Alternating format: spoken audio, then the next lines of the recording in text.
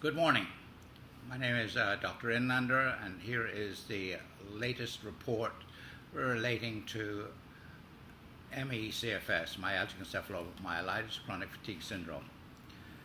I'm actually pleased to announce today that we have a new development in the treatment of ME/CFS.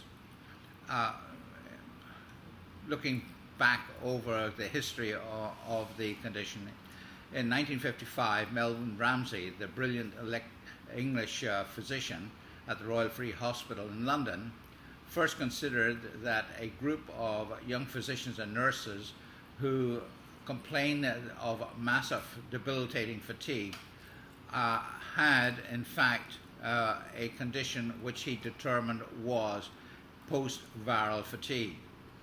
The idea of a massive debilitating condition was somewhat actually received skeptically by other physicians, because the normal blood tests of these physicians and nurses were normal.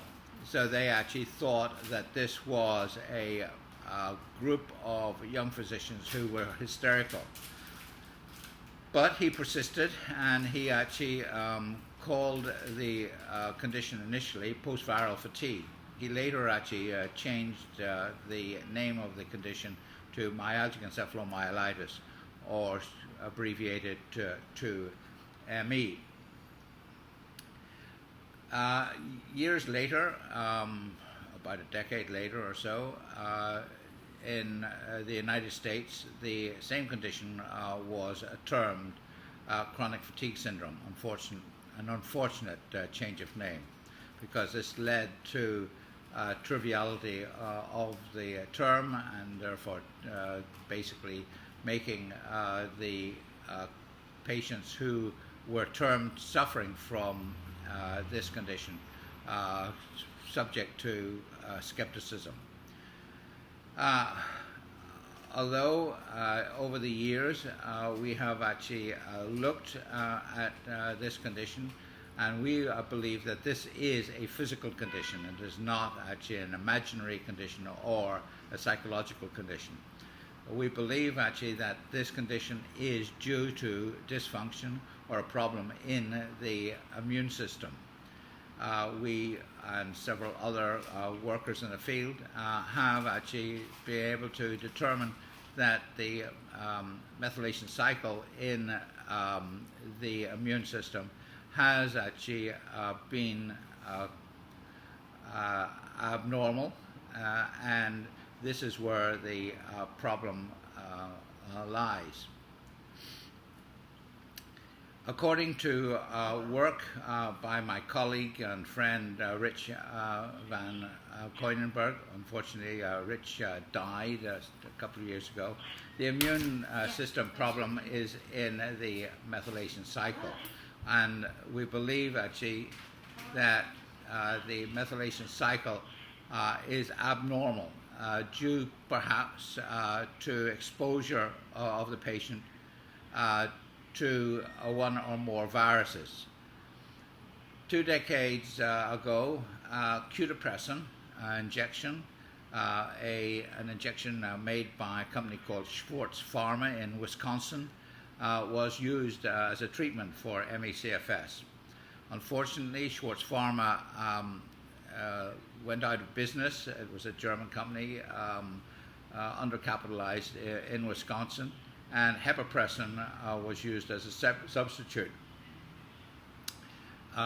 Both kpressin and kpressin are injections and are prescription items. This year, we have researched a substitute for kpressin and kpressin in the form of an oral substitute, and the idea is that the oral substitute can actually be given over the counter without prescription. The problem with an oral substitute is that it has to be kept sublingually in the mouth for several minutes in order for the substitute to be absorbed by the multiple blood vessels that are contained in the mouth and under the tongue. We actually have been exploring the kpressin here, and we are now actually pleased to announce that it is available, and we are actually still taking note from patients actually who are using it to actually be able to give a report later in the year. But as yet, we find that the kpressin is helpful to a number of patients with ME/CFS. It can actually be obtained from our practice at 212-794-2000, and the kpressin unfortunately is bitter to taste. We in later batches hope to overcome some of this bitterness, but at present the sublingual kpressin is kept in the mouth for 3 to 4 minutes after 4 shots from this bottle are pressed into the mouth under the tongue. It is given twice a day. Hopefully, actually, we will hear from you with regard to the use of kpressin, and we will await further development. Thank you very, very much.